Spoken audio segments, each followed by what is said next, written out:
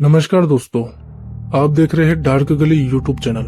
और आज की कहानी में आगे बढ़ने से पहले खौफनाक और डरावनी कहानियां सुनने के लिए चैनल को अभी सब्सक्राइब करें। तो चलिए बढ़ते हैं आज की कहानी की ओर। बाइक से उतरने के बाद मेरे पास इतना टाइम भी नहीं था कि मैं अपने बड़े भाई को अलविदा बोल सकूं।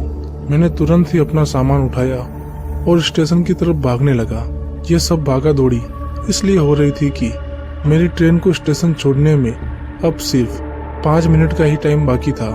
और मेरे लिए बड़ी मुसीबत यह थी कि अभी तक मुझे अपना टिकट भी कटवाना था।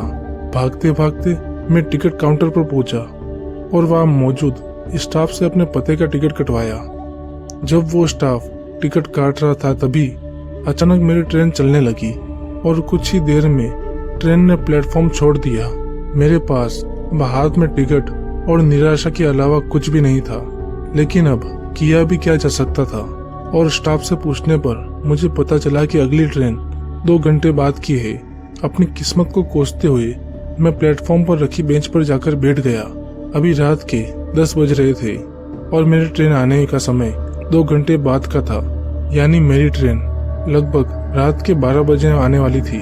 उस प्लेटफॉर्म पर ट्रेन का इंतजार करना ज्यादा मुश्किल काम नहीं था, लेकिन वहां पर घूम रहे कीड़े मकोड़े और बड़े बड़े मच्छर मुझे काफी ज्यादा परेशान कर रहे थे।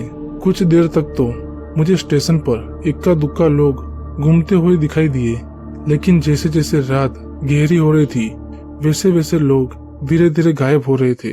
एक वक्त तो ऐसा भी आया कि उस प्लेटफॉर्म पर मेरे अलावा दूसरा कोई भी नजर नहीं आ रहा था। जहाँ तक मेरी नजर जा रही थी वहां तक मुझे खाली पड़ी बेंचें और स्टेशन पर जल रही लाइटें नजर आ रही थी। स्टेशन का ऐसा नजारा मैंने अपनी जिंदगी में पहली बार देख रहा था।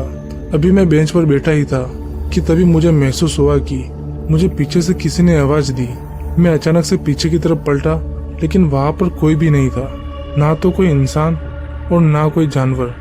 लेकिन मुझे पक्का पता था कि किसी ने मुझे आवाज लगाई थी, मगर मेरे पीछे कोई भी नहीं था, तो मुझे किसने आवाज लगाई होगी। खैर, फिर मुझे लगा कि ये शायद मेरे मन का वहम होगा। यही सोचकर मैं आगे की तरफ देखने लगा। अभी मैं आगे की तरफ देख ही रहा था कि तभी मैंने पाया कि पटरियों पर 9-10 साल का लड़का बैठा हुआ था। वो लड़का दूसरी तरफ मुंह करके बैठा हुआ था, इसलिए मुझे उसका चेहरा नहीं दिख रहा था। लेकिन मुझे काफी ज्यादा हैरानी की बात यह लगी कि वो लड़का इतनी रात को अकेले इन पटरियों पर क्या कर रहा है।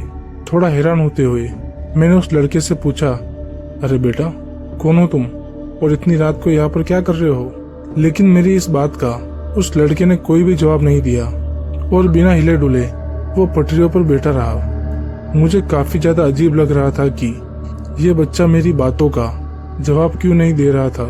कहीं वो बच्चा बेरा तो नहीं?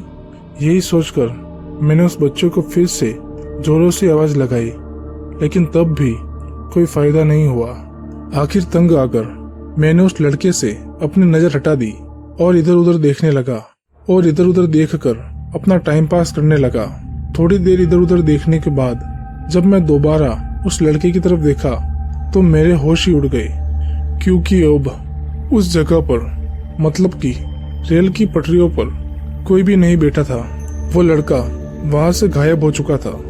लेकिन कुछ ही पलों में वो लड़का वहां से कैसे गायब हो सकता था, यह बात मेरी समझ में नहीं आ रही थी। मैं अपनी बेंच से उठा और पटरियों के पास जाकर वहां पर देखने लगा। वो बच्चा वहां पर कहीं भी नहीं था। अभी मैं उस बच्चे को चारों तरफ ढूंढ ही रहा था कि तभी किसी ने मेरे कंधे पर पीछे से हाथ रखा। वो बर्फ की तरह ठंडा था। मैं तुरंत पीछे की तरफ पलटा और पीछे का नजारा देखकर मेरे तो होश ही उड़ गए। मैंने पाया कि मेरे पीछे वही लड़का था, वही कपड़े और वही शरीर। लेकिन अब सिर्फ फर्क इतना था कि उस लड़के का सिर गायब था। मगर ये कैसे हो सकता है? बिना सिर के कोई इंसान कैसे जिंदा हो सकता है? इसका मतलब साफ था कि यह लड़का जिंदा नहीं था। और अब मैं समझ गया था कि मैं अगर जल्दी से यहाँ से नहीं भागा तो मैं भी जिंदा नहीं रहूंगा। जिस वजह से मैंने वहां से भागना चालू कर दिया और भागते हुए सीधा टिकट काउंटर पर आकर रुक गया। लेकिन वो बिना सिर वाला लड़का आखिर मेरे पीछे क्यों पड़ा था, यह बात मुझे आज तक समझ नहीं आई। तो दोस्तों, आज की कहानी में बस इतना ही। अगर ये कहानी आपको अच्छी लगी हो तो वीडियो को लाइक करें और चैनल को अभी सब्सक्राइब करें।